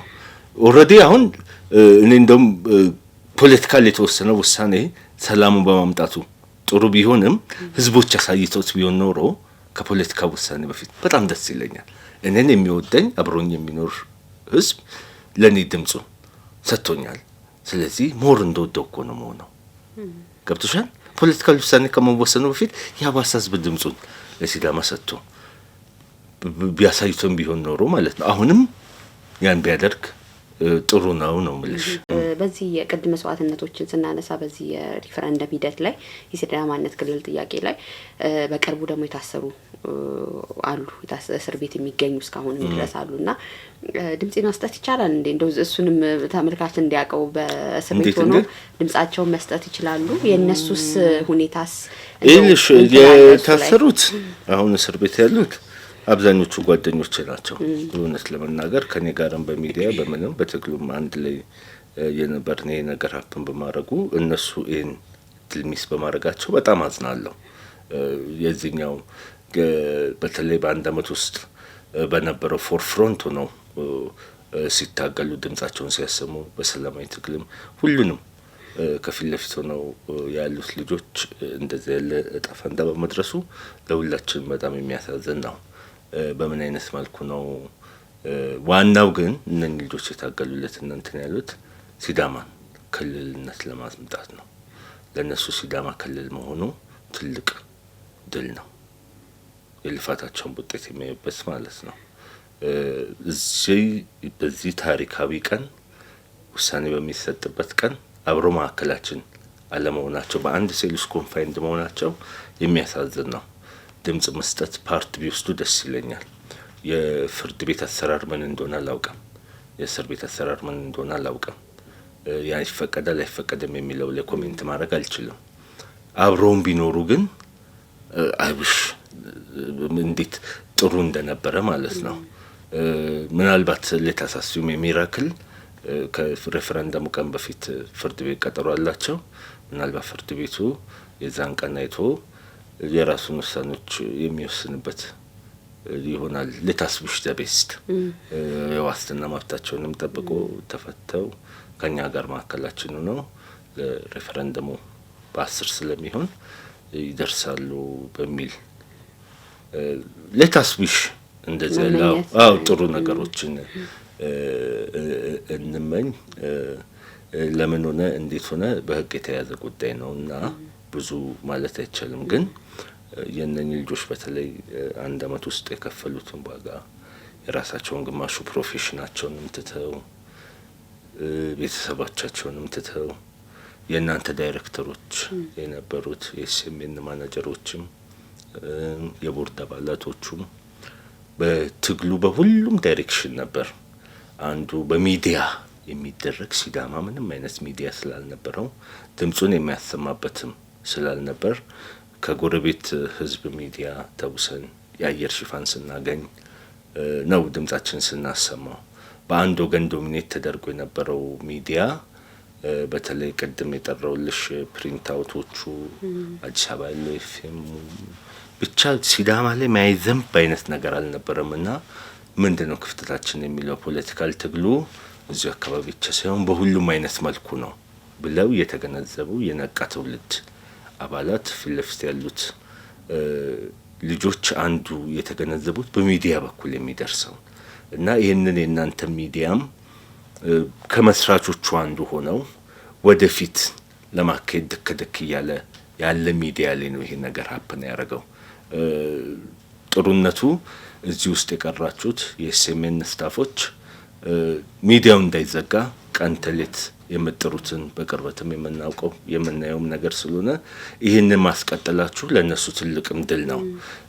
በሀሳባቸው እነሱ ሲለፉለት የነበረው ነገር አለመቅረቱ፣ ሲለፉለት የነበረው የክልል ጥያቄ ወደ ምላሽ መድረሱ፣ የክልል ጥያቄው ተደናቅፎ ቢሆን ኤስኤምኤን ተዘግቶ ቢሆን ለእነኛ ወንድሞቻችን ለሁላችንም ደብል ውጥቀት ነበር የሚሆነው ማለት ነው። በተለይ እነሱ ደብል ውጥቀት ነበር የሚሆነው አይነት ነገር ግን ሁለቱም እግዚአብሔር ይመስገን ጥሩ እየሄዱና መስመር እየያዙና ያለበት ሁኔታ ስለሆነ በዚህ አይነት መልኩ ብናየው እንደው እያገባደድን ነውና እስካሁን ድረስ ስለዚህ የሪፈረንደም ሂደት ምርጫ ቦርድም የዞኑ ምክር ቤት የሚከለሉ ምክር ቤትም ሁሉም የመንግስት አካላትም የየራሳቸውን ድርሻ እየወሰዱ እየሰሩ ነው የሚገኙትና እንደው እንደ አንድ ተመልካች ከምርጫ ቦርድም አሁን በቅርቡ ጊዜያቶችን በተለይ ሪፈረንደም ውስጥ ይካሄድ እስከ ህዳር 10 ድረስ ከምርጫ ቦርድም ከዞኑ አመራሮችም ጉዳዩ ከሚመለከታቸው አካላቶች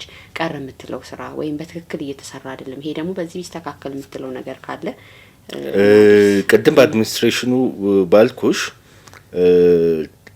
ቅሬታዎች ነበሩ እውነት ለመናገር ከምርጫ ቦርድም ከሌላውም የሲዳማ ዞን ብቻ ነበር የሚገፋው የደቡብ ክልል ምክር ቤቱን ህዳር 12 ከወሰነና ጥቅምት 23 ወስኖ ህዳር 12 ደብዳቤ ከተጻፈ በኋላ አንድም ቀን ድጋሚ ይህን ጉዳይ አንስቶ ጠይቆ አያውቅም።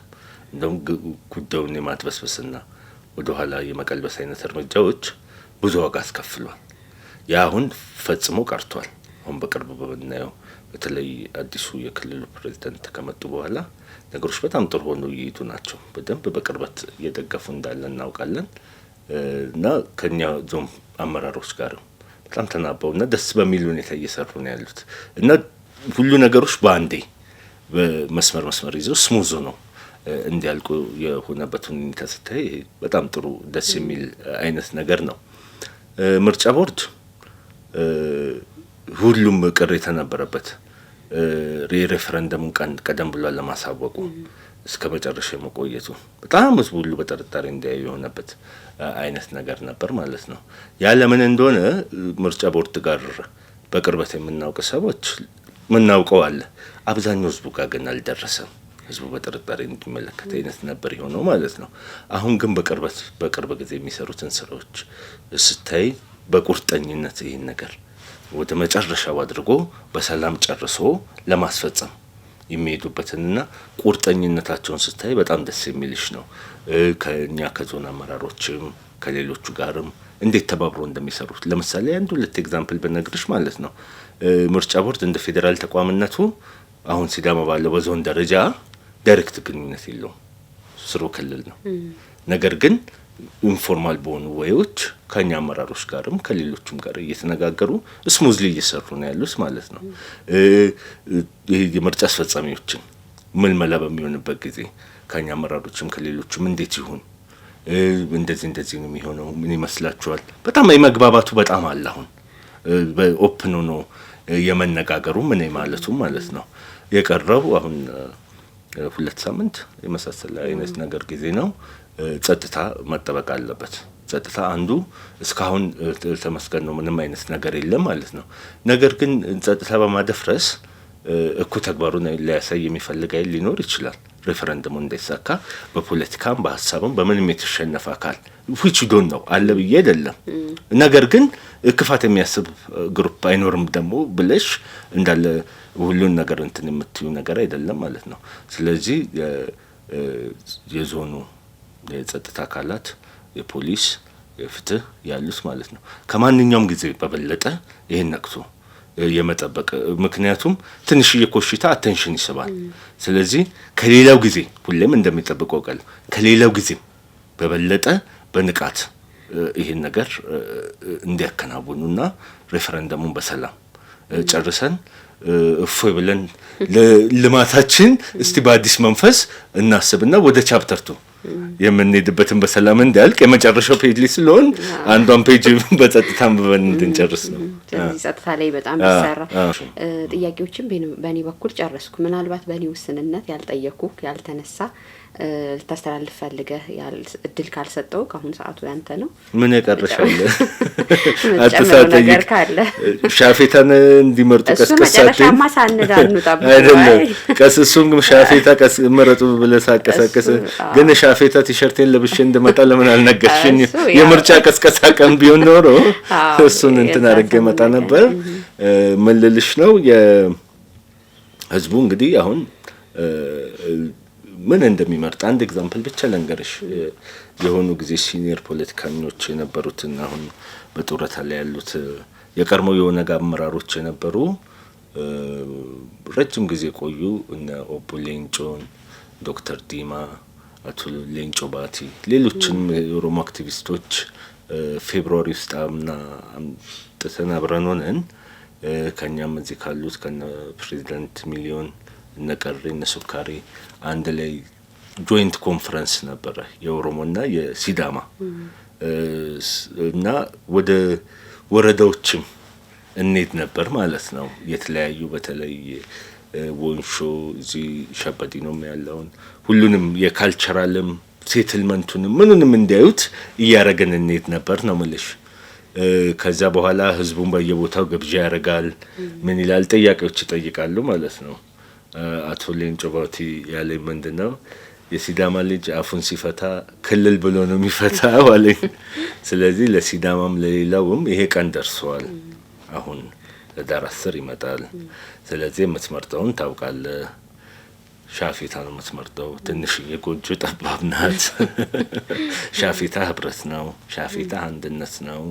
ሻፌታ ሁለመናችን ነው። ብዙ ብል ደስ ባለኝ ማለት ነው። ስለዚህ የሚመርጠውን ያውቃል ማለት ነው። ኦልሬዲ እኛ ክልል ሆነናል። ይሄኛው ክልል የሆነበት ምክንያት ሲዳማ ህዝብ ድምጹን ሲያሰማ ነበር። የተወሰነ ወገን ጥያቄ አይደለም። ገብቶሻል? አንዳንዶቹ ሊያንቋሽሹት ሲሞክሩ ምንድነው የሚሉን? የስልጣን ጥያቄ ነው፣ የተማረው ግሩፕ ኢሊቱ ነው፣ የህዝቡ ጥያቄ አይደለም እያለ ሊያሳስት ይሞክራል። ይህንን ግን ህዝቡ የሚያሳይበት ቀን መጥቷል። ቀን ደርሶልሃል። ስለዚህ ይህንን ድምጽን የምታሰማበት ስለሆነ ህዳር 10ን በዝግጁነት ጠብቅ። ጧት ወጥተህ ከዛ በፊት መዝገባ አለ። በነገራችን ላይ በዚህ ሳምንት በ26 ነው የሚጀምረው። መዝገባውን ሚስ እንዳታረግ። የመጀመሪያው የመራጭነት የሬፈረንደም ካርድን ውሰድ። ከዛ በኋላ ህዳር 10 ሄደህ ድምጽን አሰማ ነው። ከ26 እስከ ስንት ነው? ከ26 እስከ 2 መሰለኝ። ስለዚህ ይሄንን ህዝቡ እንዲዘጋጅ ነው ማለት ነው። ሌላ ደግሞ ብዙ እንግዶች ይመጡብሃል። 5000 ቶታል ወደ 6000 ነው የሬፈረንደሙ አስፈጻሚዎች። እነኚህን አንዳንዶቹ ምርጫ ጣቢያዎች ወደ ገጠር ሊሆኑ ይችላሉ። ያው ሲዳማ እንግዲህ እንግዳ አቀባበሉን የሚያውቅበት ህዝብ ነው። በየቤቱ በየእንትኑ ተንከባክቦ ጠብቋቸው እንደ ልጆቹ አድርጎ አስተናግዶ ከጸጥታ ኃይሉ ጋር በመናበብ ሰላማቸውን አስጠብቆ አስፈጽመው እንዲወጡ እንደሚያደርግ ባለሙሉ ተስፋ ነኝ። ዶክተር በጣም ጥሩ ቆይታን ያደረግነው ደስ የሚል ጊዜ ነው የሰጠህን። በሰፊው እንግዲህ የዚህ የክልልነት ጥያቄ ካለቀ በኋላ ደግሞ ብዙ እንዳልከው ቻፕተር 2ን ስንጀምር ደግሞ በሰፊው እንደገና ጋብዘንክ ብዙ ጉዳዮች ላይ እንደምናወራ ተስፋ አደርጋለሁ። ለዛሬ ግን ለሰጠህን ጊዜ ማብራሪያ እጅግ አድርጌ በኤስኤምኤን ተመልካች ስም በስታፉ ስም እጅግ አድርጌ አመሰግናለሁ። እኔም በጣም አመሰግናለሁ ስለጋበዛችሁኝ። ሰላም ውድ ተመልካቾቻችን እንግዲህ ከዶክተር ሽፈራው ጋር የነበረን ቆይታ እስካሁን የተከታተላችሁትን ይመስል ነበር። በቆይታችን ጥሩ ግንዛቤን እንዳገኛችሁ ተስፋ አደርጋለሁ። እንግዲህ በቀጣይ ኤስኤምኤን እስከ ሪፈረንደሙ ቀንም ድረስ ለእናንተ እንደዚህ መሰል ውይይቶችን በስፋት እየሰራን ወደ እናንተ የምናደርስ ነው የሚሆነው። ሀሳብ አስተያየት ካላችሁ አሁንም እንቀበላለን። ክፍት ነው ቢሮአችንም፣ ስልክ ቁጥሮቻችንም ክፍት ናቸው። እየደወላችሁ ልታካፍሉን ትችላላችሁ ማለት ነው።